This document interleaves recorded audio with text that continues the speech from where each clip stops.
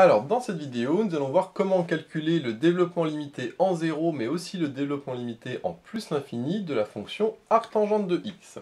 Alors, on va voir que le développement limité en 0, il est assez classique, mais celui en plus l'infini, il l'est beaucoup moins. Mais on va voir une petite astuce pour se débrouiller, et on verra dans d'autres vidéos, l'intérêt du développement limité en plus l'infini, ça peut être, par exemple, de faire de l'analyse asymptotique.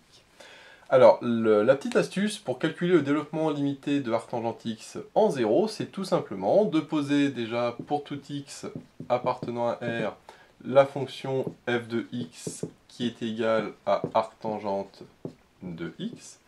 Et la petite astuce, ça va être tout simplement de dériver cette fonction, parce qu'on sait que la dérivée de arctangente x, elle est très simple et elle vaut 1 sur 1 plus x carré. L'intérêt de arctangente, c'est que sa dérivée est égale à l'inverse d'un polynôme, mais en tout cas on quitte la trigonométrie apparemment, et on va retomber sur des choses que l'on sait maîtriser dans les développements limités. Et donc là on voit qu'on a quelque chose du style 1 sur 1 plus u, et je sais que 1 sur 1 plus u, c'est égal à 1, moins u, plus u carré, moins u puissance 3, plus u puissance 4, etc., plus petit o de x puissance 4 ou u puissance 5 selon l'ordre auquel on va. Donc là, c'est vrai que j'ai pas précisé d'ordre, donc nous on va aller par exemple jusqu'à l'ordre 4, mais bon, je vous invite à aller jusqu'à l'ordre 5 ou 6, vous verrez que c'est exactement le même principe. De toute façon, après on donnera la formule générale. Et donc si on applique cette formule, ça nous donne 1 moins u carré, alors attention, le u c'est x carré, donc ici u ça nous donne x carré. Ensuite, u carré, ça donne x carré au carré, donc x puissance 4.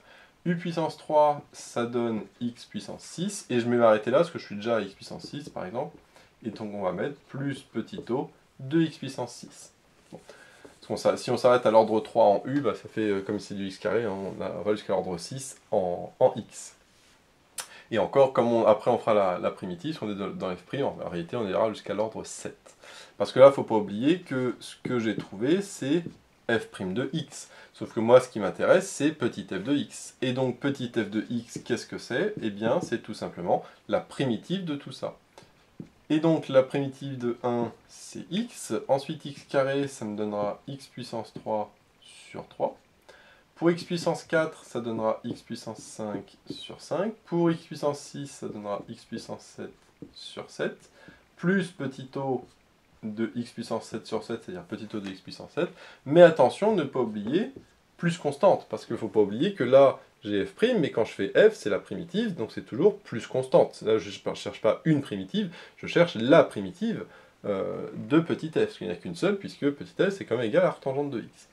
Alors comment se trouver cette constante? Tout simplement en remplaçant le x par 0. Parce que arctangente de 0, je sais que ça fait 0, et donc je peux remplacer ici. F de 0, ça fera 0 moins 0 cube plus 0 puissance 5, donc tout ça, ça fera 0, le petit o aussi. Et donc j'ai f de 0 qui est égal à c. Sauf que f de 0, c'est arctangente de 0, et arctangente de 0, je sais que ça vaut 0. Et donc finalement, j'ai la constante qui est égale à 0. Et donc, j'en déduis que arctangente de x, alors je vais plutôt l'écrire en entier, j'ai arctan de x qui est égal à tout ça, c'est-à-dire x moins x puissance 3 sur 3, plus x puissance 5 sur 5, moins x puissance 7 sur 7, bon, etc., etc., plus petit o de x puissance 7, si je fais par exemple le dl à l'ordre 7. Alors attention, là je fais le développement limité en 0, puisque j'ai remplacé ici le x par 0, donc ça c'est vrai uniquement quand je fais la dérivée, enfin le développement limité en 0. Alors on peut même donner une formule un petit peu générale de cette forme, puisque je vois que j'ai quand même je vois assez rapidement la forme générale. Ça va être du x puissance k sur k, mais attention avec le k qui est impair, parce qu'à chaque fois j'ai 3, 5, 7, bon ici c'est 1. Et en plus, je vois que j'alterne plus, moins, plus, moins, plus, moins. Donc je vais avoir du moins 1 puissance k. Donc je peux dire que c'est la somme de k égale 1 à... Non, on peut mettre plus infini, je vais mettre jusqu'à n, par exemple. Alors je mets le k égale 1 à n, on verra peut-être que c'est 0, on verra par la suite. Comme j'alterne plus, moins, plus, moins, plus, moins, je sais qu'il va y avoir du moins 1 puissance k. Pareil, pour l'instant, je mets puissance k, mais peut-être que ce sera k plus 1, ou... Enfin, après, ce sera k plus 1, on va voir.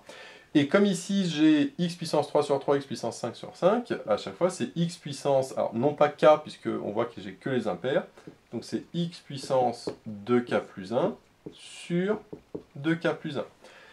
Alors, vérifions quand même cette formule, avec plus petit o de x puissance n quand même à la fin, puisque, faut oublier le petit o. Vérifions quand même que ça marche. Pour k égale 1, ça va me donner moins 1 puissance 1, donc ça fait moins 1. Et ici, j'aurai x puissance 2 plus 1, donc x puissance 3 sur 3. Alors, du coup, ça me donne moins x puissance 3 sur 3.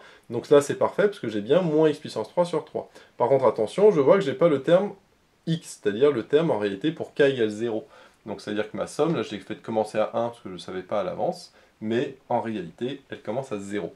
Et si je recommence, pour k égale 0, ça va donner moins 1 puissance 0, 1, donc c'est bon. Ensuite, x puissance 0 plus 1, ça fait 1, enfin x. Et en dessous, 0 plus 1, ça fait 1, donc x sur 1, ça fait x. Et donc, du coup, j'ai bien le premier terme qui est là. Si je cherche le terme qui est là, donc là, ce sera pour k égale 2, ce qu'on a vu, ça c'est k égale 1. Pour k égale 2, ça fait moins 1 puissance 2, ça fait bien plus. 2 fois 2 plus 1, ça fait bien 5, et en dessous aussi, donc ça fait bien x puissance 5 sur 5. Donc cette formule est bonne. Voilà, donc ça c'est la formule générale pour arctangente de x. Maintenant, on voulait le dl de arctangente de x, mais en plus l'infini. Alors là, le souci, c'est que je ne peux pas faire le même raisonnement, puisque après, pour trouver la constante, ça va pas du tout être évident, et puis en plus, j'aurai un petit taux de x puissance n qui, lui, va pas tendre vers 0, enfin, c'est pas du tout bon. Et donc, il y a une petite astuce, ça c'est une formule qu'il faut connaître, et qu'on va redémontrer parce que c'est assez rapide. On sait que arctangente de x plus arctangente de 1 sur x, eh bien ça vaut quelque chose de particulier. Et on va redémontrer que vaut ce quelque chose de particulier. Donc là, je vais poser g de x qui est égal à ça. Par contre, attention, pour tout x appartenant à R étoile. Ça, on va voir que c'est hyper important. Alors, R étoile, c'est-à-dire R privé de 0, puisque ici j'ai 1 sur x, par en 0, ça n'existe pas. Et donc, du coup, ce R étoile, il faut bien le préciser, parce que sinon on peut tomber dans le piège. Ça, c'est une fonction qui apparemment, on peut se dire, bon, c'est pas trop ce qu'elle vaut, mais en réalité, je vais la dériver. On va voir qu'en la dérivant, on va retomber sur quelque chose de très intéressant. Alors, je la dérive, bien évidemment, soit sur moins l'infini 0, soit sur 0 plus l'infini ouvert, puisque je suis sur R étoile, mais on va voir que la dérivée est la même. Donc la dérivée de arctangente 1 sur x, on a vu tout à l'heure que c'était 1 sur 1 plus x carré. Là, j'ai arctangente de, attention, 1 sur x, donc là c'est du arctangente de u. Arctangente u, d'après cette formule-là, c'est moins u', enfin c'est u' pardon, sur 1 plus u carré. Donc ça va être u' sur 1 plus u carré, avec le u qui est égal à 1 sur x, et donc u' qui est égal à moins 1 sur x carré. La dérivée de 1 sur x, c'est moins 1 sur x carré. Je vais remplacer directement. U', c'est moins 1 sur x carré, et u, c'est 1 sur x, donc u carré, ça fait 1 sur x le tout au carré, c'est-à-dire 1 sur x carré. Maintenant, je vais simplifier. Déjà, le moins, je vais le mettre devant. Ce sera plus simple. Donc là, j'ai moins. Et là, comme j'ai 1 sur x carré, le x carré, je peux le passer en dessous et développer avec ça. Donc ça me donnait x carré fois 1, c'est-à-dire x carré, et x carré fois 1 sur x carré, ça donne plus 1. Et là, j'ai de la chance, puisque je vois que j'ai exactement la même chose avec un moins au milieu, et donc ça veut dire que g' de x est égal à 0. Mais si g' de x est égal à 0, ça veut dire que g de x est égal à une constante. Donc g de x est égal à une constante qu'on peut appeler k. Alors, par contre, attention, puisque pour trouver k, on va dire, bah, tiens, je vais remplacer x par une valeur particulière. Bon, déjà par 0, puisque je suis sur R étoile, mais attention, comme je suis sur R étoile, il ne faut pas oublier que R étoile, c'est moins l'infini 0 ouvert, union 0 plus l'infini. Et donc, rien ne me dit que si je prends x, par exemple, qui est égal à 2, je vais trouver une constante, mais si je prends x égale moins 2, peut-être que je vais trouver une autre constante. Donc, en réalité, il va falloir que je calcule g de x, mais pour deux constantes différentes, une positive et une négative, parce que rien ne me dit que g est égal à la même constante sur ces deux intervalles, puisque je vois qu'en 0, j'ai une valeur interdite, donc j'ai un point de discontinuité. Donc, sur 0 plus l'infini, ce que je vais faire, je vais remplacer x par 1. Pourquoi x par 1? Parce que là, ça me donne arctangente de 1 que je connais, et 1 sur 1, ça me redonne arctangente de 1 que je connais aussi. Donc, j'en déduis que g de 1 est égal à arctangente de 1 plus arctangente aussi de 1. Et donc, g de x, je sais que c'est égal à la constante. Arctangente de 1, c'est pi sur 4. Là aussi, c'est pi sur 4. 2 fois pi sur 4, ça fait pi sur 2. Donc j'en déduis que pour tout x strictement positif, attention, parce que là j'ai remplacé le x par 1, là c'est g de 1, hop. Eh bien, pour tout x strictement supérieur à 1, j'ai g de x qui est égal à pi sur 2. Maintenant, si je remplace le x par moins 1, donc là je vais le faire directement ici, ce sera plus simple. Donc là, ça me fait g de moins 1, x égale moins 1, donc ça me fait arctangente de moins 1, et 1 sur moins 1, ça fait moins 1, donc ça me fera arctangente de moins 1. Et à ce moment-là, mon k', donc ça ce sera la constante, mais sur moins l'infini 0.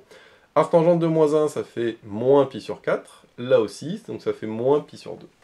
Hop. Donc ça me donne moins pi sur 2.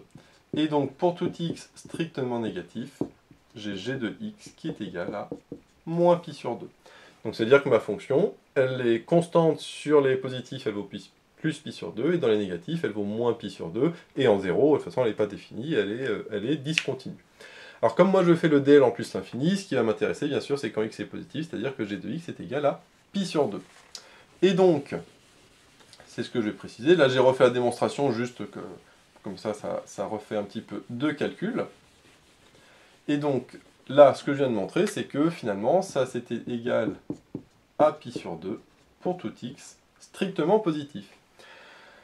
Mais si c'est égal à ça pour tout x strictement positif, notamment en plus l'infini, je peux en déduire que arctangente de x est égal à pi sur 2 moins arctangente de 1 sur x.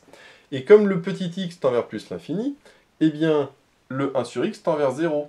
Donc là, le 1 sur x, ça tend vers 0. Et donc je peux appliquer le dl de 1 sur x, enfin de arctangente, pardon, en 0, qui est égal à ça. Parce que ça, c'était en 0, quand le x tendait vers 0. Bah ici, je fais un changement de variable, hein, c'est x égale 1 sur x.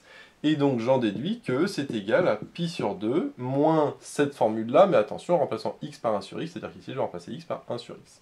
Donc pi sur 2, moins la somme de k égale 0 à n de moins 1 puissance k. Donc j'aurai toujours au dénominateur mon 2k plus 1, mais attention, ici j'aurai, je le mets en dessous, hein, j'aurai 1 sur x puissance 2k plus 1, c'est-à-dire 1 sur x puissance 2k plus 1. Et donc si je le remets ici, je le fais directement, hein, j'aurai le 1 au numérateur et le x puissance 2k plus 1 au dénominateur. Là je le fais directement, hein, c'est plus rapide. Et plus le petit o de 1 sur x puissance n, puisque, attention, hein, encore une fois, je pose petit x égale 1 sur x, et donc c'est pas x puissance n, c'est 1 sur x puissance n.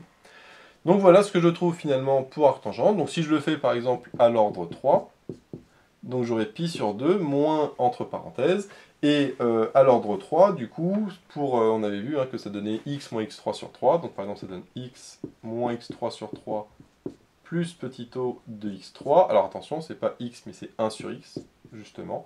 Donc là, ça va faire 1 sur x. Ici, ce sera 1 sur 3x puissance 3. Et ici, ce sera 1 sur x puissance 3. On a vu qu'il fallait faire le changement de variable. X égale 1 sur x. Et après, je peux développer éventuellement le moins. Mais en tout cas, voilà ce que me donne, par exemple, le dl en plus l'infini à l'ordre 3 de arctangente x. Donc on avait dit qui était la fonction f. Donc le dl de f en plus l'infini à l'ordre 3, il est égal à ça. Alors c'est normal qu'à l'ordre 3, enfin en plus l'infini on ait du 1 sur x, hein, puisque on sait que c'est quand on est en 0, on a quelque chose du style x, x carré, etc. C'est-à-dire des polynômes, alors que quand on est en plus l'infini, on a l'inverse de polynôme, c'est-à-dire quelque chose comme ça. Donc voilà, j'espère que tu as apprécié la vidéo. N'hésite pas à liker, à t'abonner et à laisser un petit commentaire, ça fait toujours plaisir. J'ai mis dans la description pas mal de liens que tu pourras aller voir, notamment sur tout ce qui est développement limité en plus l'infini. Et moi je te dis à bientôt pour de nouvelles vidéos.